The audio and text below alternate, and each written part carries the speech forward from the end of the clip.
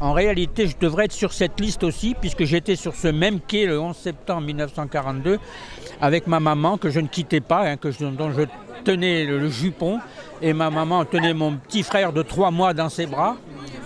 Et elle a compris que si on restait avec elle, on serait déporté, on ne reviendrait pas. Elle a tout fait pour se séparer de ses enfants, pour leur laisser la vie sauve.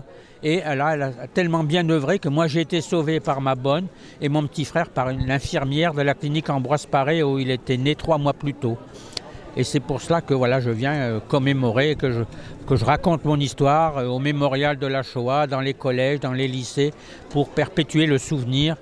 Et voilà, sachez que je suis très très triste aujourd'hui parce qu'en réalité, voilà, je devrais être sur cette liste de déportés et qu'un miracle a fait que je sois sauvé ce jour-là. J'ai des retours extraordinaires des enfants qui me répondent avec une sensibilité, une affection extraordinaire. Et j'en ai les larmes aux yeux à chaque fois que je lis les réponses. Hein. Chaque année, nous honorons la mémoire de ces dizaines et dizaines de Juifs qui ont été embarqués dans les camps de concentration à partir d'ici. Et nous honorons aussi la mémoire des 24 cheminots qui ont sauvé des dizaines de vies. Il y avait 73 enfants dans ces camps, dans ce train, dont un bébé de 3 mois qui est décédé.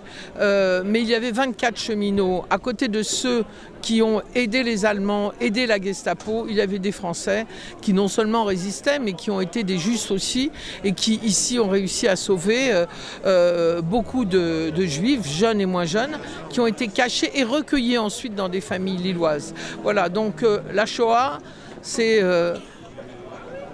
peut-être la tragédie la plus grande de l'histoire, en tout cas de l'Europe. Il ne faut jamais l'oublier. C'est pour ça que nous travaillons beaucoup dans les lycées, dans les collèges avec les enfants et qu'ils sont très nombreux à venir aujourd'hui partager cette commémoration pour ne jamais oublier la Shoah au moment où l'antisémitisme reprendre la rigueur en France, comme le racisme d'ailleurs, au moment où les nationalismes et les partis d'extrême droite renaissent en Europe, eh bien n'oublions pas pourquoi nous devons nous battre.